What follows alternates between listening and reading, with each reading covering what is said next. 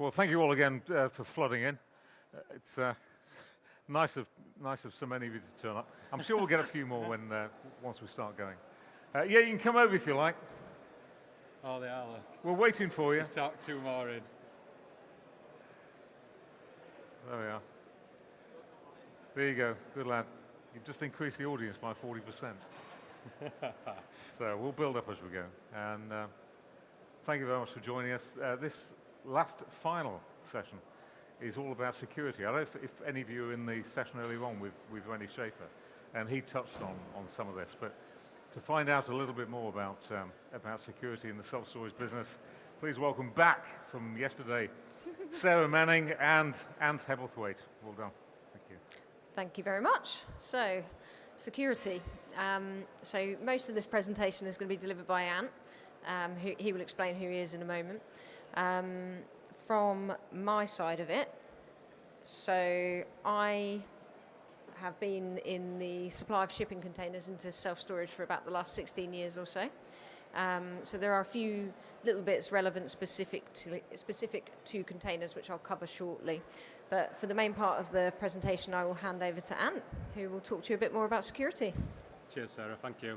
Yeah, guys, so effectively, I work for DSOC. What DSOC do stands for Doncaster Security Operations Centre, and what we do is we're a control room.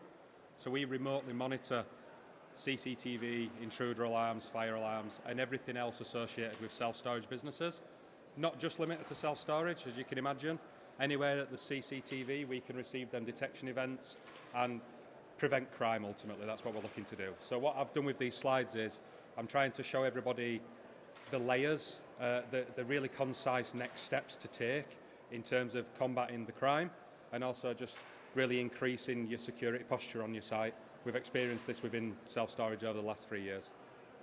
So, first point, we monitor sites in lots of sectors. So the first thing we've got to do is figure out this specific sector when we had the opportunity to come into it. This is self-storage. What's different about it? Firstly, what's different about it in terms of what security measures do they have? And also secondly, how do the customers interact with the site? In doing that, that's when we learned what really sets it apart.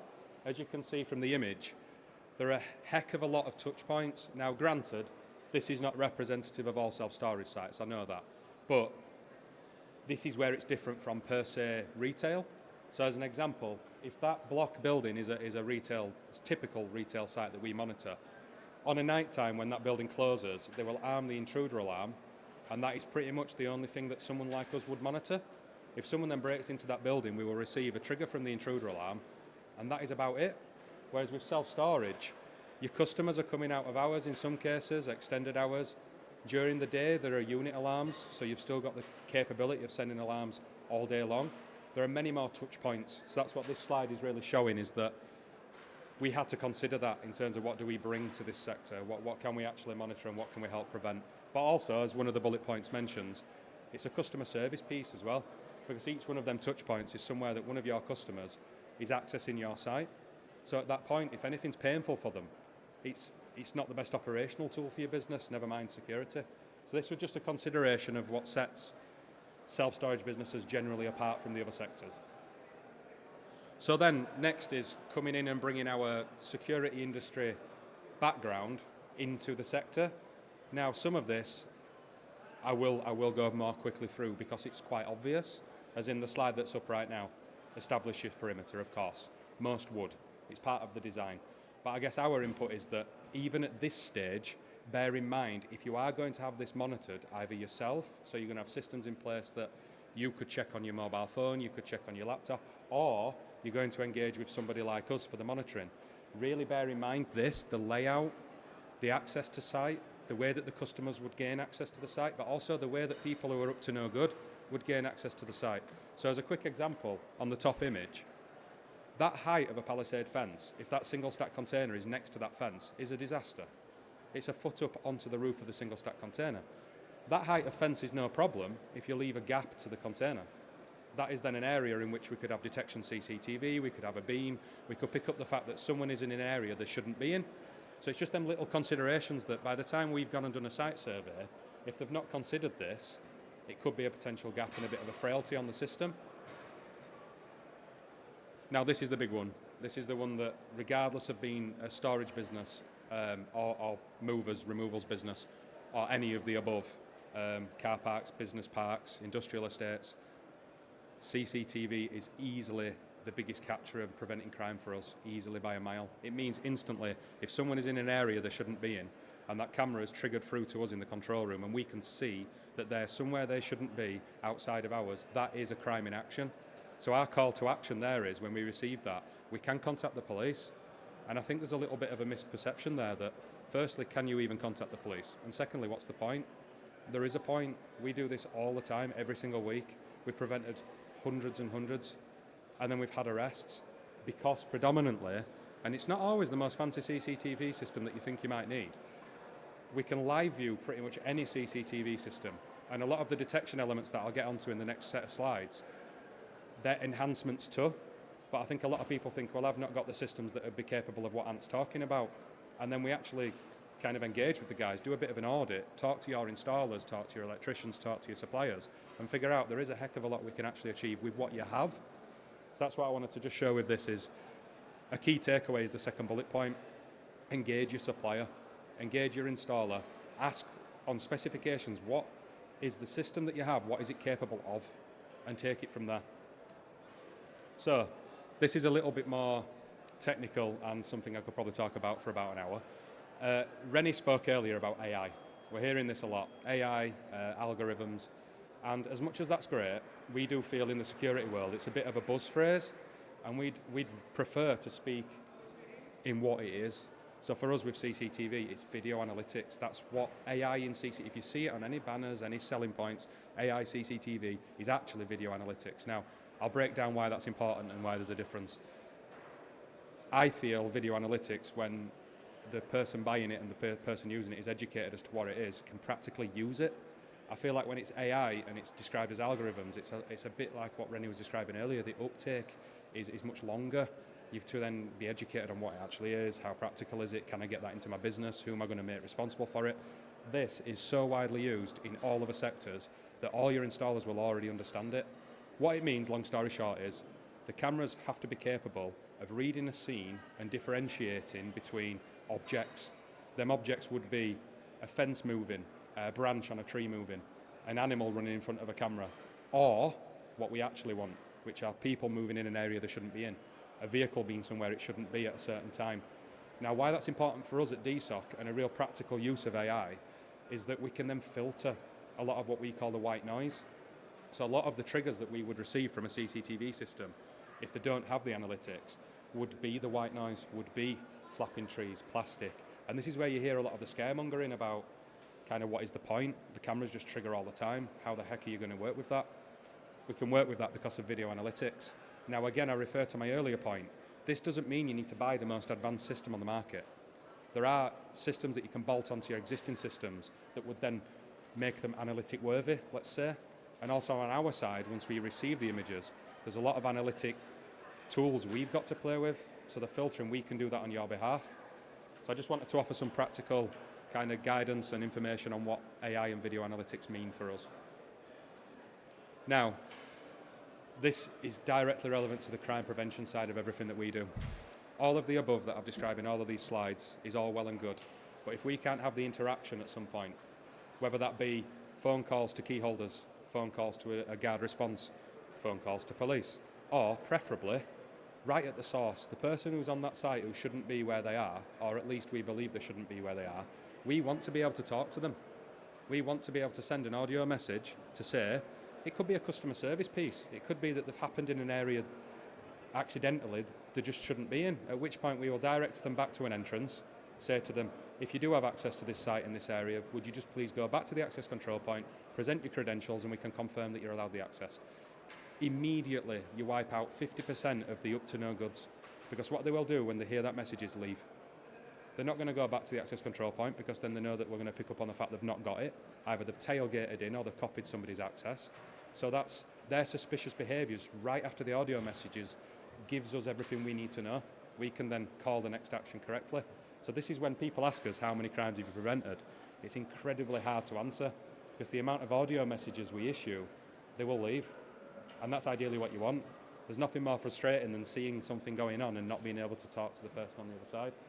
So if you take something away from it regarding your existing systems, please look into speaker systems, audio, PA. And then on the right-hand side of the slide is a direct result of us working with an operator and what happened. They'd had break-ins previous to this. We then connected to the CCTV with detection. We then also had the audio speaker option, and we issued warnings. One of our operators, in that case called James, issued the warning and they left. And that's happened twice now for that client who previous to that had, let's call it 5 successful break-ins. I mean, I hate calling them successful, but you know what I mean. So now they've had 2 unsuccessful. And then since that, more importantly, that message clearly gets out there because they've now had none attempted. So in the months since then, no attempts. That's where we want to be. We don't want to have to keep catching them. We'd prefer they're not even trying. Easy one, goes without saying, but does get overlooked quite a lot. Self-storage is fantastic at branding itself, and signage is everywhere. Use some security signage straight away, right next to where they're coming. The people who are up to no good follow the same journey as your customers. They will come to your access gates and read your signage. They do. You might not think they are, but they are. So if they're seeing there that you're taking your security seriously and you've got signs with a reputable supplier that holds the right accreditation, they will look them up. So make sure it's all listed, the right information, the right supplier. There is a GDPR element I do need to make you all aware of. Make sure you know who the data controller and handler is of that. For instance, you might then assume that that's us. It's not always, it could be the installer. We can sometimes contract our monitoring services through the installer, so your signage needs to be accurate. Now this is what sets self-storage apart. It refers back to my first slide about the touch points, and this has been kind of the nice added gold dust at the end of it for us at DSOC, understanding the access control. Understanding, someone says you've got unit alarms, well what can you really do about that? Door open, door closed? Not necessarily. If someone has got genuine access, the code at the main entrance to the site, on the gate or the first shutter, lets them in. Yeah, okay. At that point we don't know they're up to no good. But generally speaking, they won't behave like a normal customer. They will then move around the site much more slowly. They will scope the place out. They won't go to the door within said time frames. So we can create what's called loiter alarms. So we'll work with all the access control systems in the space, the likes of PTI, Bearbox, Nokia, to create them type of alarms, which we deem as suspicious activity. So then our operators have got more information to really investigate each action on that site. This is, since we've been in storage now, which is coming up to 4 years, it's been the biggest learning curve for us. I think we just thought they have unit alarms or they don't, and that's about it. We saw it from an intruder alarm perspective, but it's not true. The criminal is going to follow the customer journey more often than not. We're trying to pick out when they don't. When is it unusual? When is it suspicious? At this point, the actual physical security of the containers themselves and the lock-ins, I've not got anywhere near as much experience with, so I think on the actual security infrastructure of the container itself, I'll let Sarah talk about that for now. Hello again. Yeah, there's a few points here with containers. I think there's a bit of a conception that the lockbox, which is your steel box welded onto the doors, is the be-all and end-all, shall we say. And if you've got your padlock in there, no one's going to get in. The fact is, if people are determined enough, they're going to get in. So I've got a picture on the far right for you there. That was a few weeks ago on one of our clients' sites. Someone actually walked down a railway track, cut through some palisade fencing, and then right through the back of a container. Now, you can have the best padlock on the front door in the world, but at the end of the day, there are other ways and means that they can get in. Also, the lockbox is not completely foolproof. So kind of the point really, which I'm guessing you're gathering from Ant's presentation, we're talking about layers. So yes, it's a good idea to make use of your lockbox, put a good padlock in there, because hopefully it is a bit of a deterrent, or it's going to take them a bit longer to get into a container. But you should never assume that they are completely bulletproof and that people are not going to be able to get into them, and so on. Excuse me. So there is another point as well on door jemmying. So this is quite a common thing that's been happening in the industry. On the next slide, and if you don't mind skipping forward, I've got 2 videos here for you just to show you what we mean by door jemmying. So yeah, the first one here we'll just play. So what we're doing is we're putting a padlock in a lockbox, securing the unit. What people don't realise is that with your or don't always realise, with your lock in a lockbox, you can still actually kind of jemmy the doors open a little bit. So something we've seen on customer sites where they've had an attempted break-in or a break-in, you see there it's moved literally a few inches, and they'll go down a whole row of containers, jemmy open the doors a little bit, have a little look at what's inside each one, and then any that they deem to have something that's valuable and worth stealing, they'll go the extra mile to kind of get in there and cut the lockbox off, do whatever they're going to do to get in. So just be aware of that, and particularly if you have an existing facility and you're doing site inspections, look out for doors that might have been jemmied a bit. It should be probably really a daily check, because it probably gives you an indication that they might have had a look and that they might be coming back perhaps another day and so on, or maybe the same day, but who knows, you might be too late by then. And then the second one is just to show you, if you want to completely prevent the jemmying, on your locking bar there, you'll see in the video he's going to put a padlock over there. So if you put a lock over that locking bar, it will prevent them from being able to jemmy the doors at all. So you see there, he can't do it at all. He can't get them open those few inches. Do you do it, don't you? I mean, you don't have to, but you know what? It does mean that someone can't easily go down an entire row of your containers and start jemmying the doors a little bit and having a good snoop around to see what's inside. Yeah. So it's just something to consider as an extra measure you may or may not wish to take. But back over to Ant, as we say, layers. I think just to go off the back of that, I think we talk a lot about suspicious activity and behaviours. So I never want the tech to kind of overlook the fact that in our control room are people. Yeah. So when we're getting these triggers, like this type of behaviour, we want to see this. We want it to be difficult for them. So if you can put these layers, don't overlook the easy physical layers. If you can put easy physical layers in their way, and we get a detection event out of ours, and they're acting like this, swinging off a door lever because you've got an extra lock on, or you positioned your containers a different way so they're all protecting each other. All these physical options, if it's harder for them, they're going to act different, and then our humans see that differently. I think it gets overlooked sometimes because everybody gets so obsessed with the tech. Yeah. They're thinking that the tech thinks for you, and you've bought good cameras, so therefore that will fix the job. Put the physical layers in place, so never really overlook this, and keep trying to push the needle. Yeah. I'll hand back over to you. Thank you, Sarah. So really quickly, there's lots of layers, and I didn't want to complicate it all within, obviously, this presentation. We do go through this with every single customer wherever we possibly can. It did used to be A to E, and I just got a bit carried away. It probably could be A to Z if somebody left me alone for like 15 minutes with it, but I'm trying to make it as concise as possible. I'm trying to go through everything we've come across with self-storage operators. If you've got all these in place, whether you're running external or internal, you're in a good place. So we will often go through this with the installer, trying to take all of that tech noise. The installer or the supplier, should I say, try to take a lot of the, can this system do that? Can that system work with that system? Can this do? And you'll notice that on points I and J, obviously we come in at the bottom with the remote monitoring, but if we can't get over the I point of linking the systems, it's selling the dream. And then we're not guilty of that. We don't want to be guilty of that. We don't want other suppliers to be in that position of they've sold the dream because of like a misunderstanding piece. So as best we can, like for instance this speaking opportunity, we're trying to go through each layer, just explain what they are in their own simple terms, get someone to the next point, the next step up. I heard another bit on another presentation earlier. Just do the next best step. Don't aim at, I need A to J, or there's no point with the monitoring. What do you have, and just make that next best step. So this is relevant for two reasons. The site's local, so that's Squab, Leamington. Now this is a cracking example of why you can't take point A to J and remotely have a conversation and figure it out. It just cannot be done. I'd been to that site twice myself, and we're just on the remote side. So someone would argue from an installation perspective, I don't need to know as much. But just for us to get our head around how customers interact with this site, that's a farm. They have removal vehicles in on some of the sheds. They have internal storage. They have external storage. They have storage access out of hours, in hours. They have someone living on site. They've got a manned office. They've got a shop. They've got a coffee shop. But when you look at each one on each merit, it's completely monitorable, completely. Each intruder alarm, I'm only monitoring it when it's armed. Then the areas with the access control, I'm only monitoring them once they're armed. I'm monitoring them when someone hasn't entered a code but accessed a certain area. and monitoring the CCTV only in certain areas at certain times.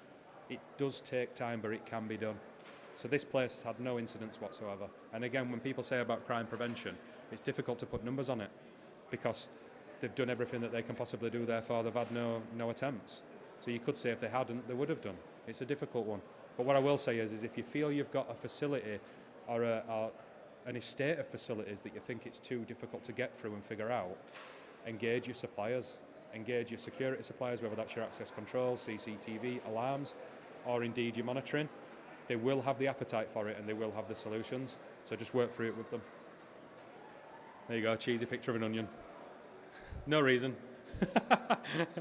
No, it's layers. This is, like I say, it's quite cheesy, but I bring this from my security background. I was an engineer. So when I look at systems, we're told to design them from outside in. And quite often when you're running the actual business, you do it in reverse. Because you think, well, I'm protecting people's goods, I'll protect it from the inside out. It's just not how criminals behave. They're going to scope your site. They will probably have already done that. If they've not scoped your site, they will have scoped a competitor's site to get a grip of your site. And they will be talking amongst each other about which ones are the vulnerable sites to hit. And this is the way they look at your site. If you've not got a good established perimeter fence with no signage, that's a perception. They will come in on site then. They will think the next layer is worth checking out. They will then look at the access control measures and think, can I tailgate? Is it easy to steal a code? Is it easy to basically gain access even though I've not signed up? They won't stop there either. If signing up's the way they get in, they will. Or they will do it however they can. And the next layer is, right, are the goods actually protected? What's the material? What do I need to bring with me to gain access? So they're working outside in. So that's what we should be doing when we're trying to prevent them as well. So to summarise, because I probably rushed it, as I often do, I think the most important thing in storage right now is how much external storage is going on. Whether that's you're an external storer by design or whether you've been traditionally an internal storer that's bolting on drive-ups or containers. It's the biggest risk as well. I mean, it's fantastic from business perspective because obviously you get them occupied and it's turning over good money, but you're introducing risk. For years we've had these internal storers that have not had the drive-ups, not had the containers, and we've reduced the issues, we've reduced the crime, and they've put the containers out on the car park, and suddenly it's asset on the external areas for these people that are up to no good to have a go at, and not always is it then assessed, so they're not then checking, can the existing CCTV pick up detection in certain areas, have we got it on schedules? So that's the biggest thing that's changed, and it's why you'll hear me say it all through this presentation about consult your existing suppliers. I'm obviously going to say have remote monitoring, but that alone will do nothing. You've got to get to grips with your existing suppliers and ask them the relevant questions to achieve all of the things that I've spoken about, all of the layers. And you'll probably be surprised. You'd probably think they may not be able to do this, that, the other. They'll be keen for the conversation. There's a lot there out in the market right now that it's quite cost effective as well. And then understanding, so things like this, it's why I put myself forward for it quite often, is try to educate the marketplace, what can be done with what you have. And I think until you guys as operators listen to this or engage with a supplier on a stand, you don't otherwise know. But I would encourage, it's all out there. Like, look at the security industry. For instance, the SSA do an amazing job with it, with the storers as well. These guys with the magazine material. Same as everything I've heard about the sustainability practices and all the operational management stuff and business. Security is in that. So take that as serious as all of the rest that we've heard. So we're trying to really push the material. We'll be pushing things forward to try and educate everybody. But your other suppliers have got the knowledge too.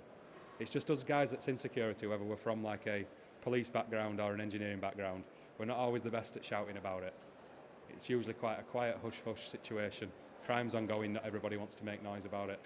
We're quite different in that sense of we want to prevent it and we want them to know that we're trying to prevent it because we know we've seen it firsthand.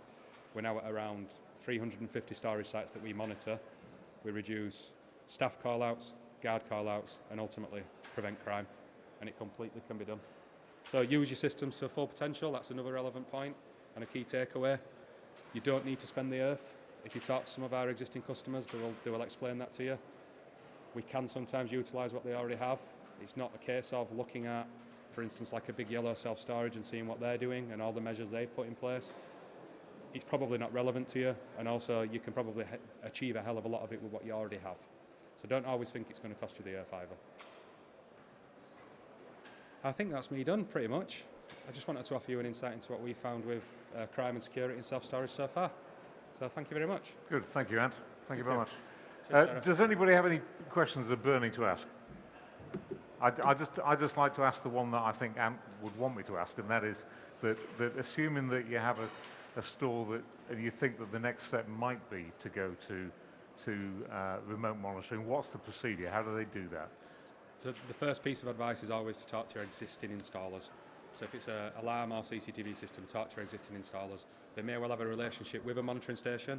Like I say, it's certainly not a DSOC pitch in this regard. It's getting your site monitored. So talk to your existing installers. If they're unsure, then look up, just literally quick Google, NSI or SIA approved monitoring stations and start there.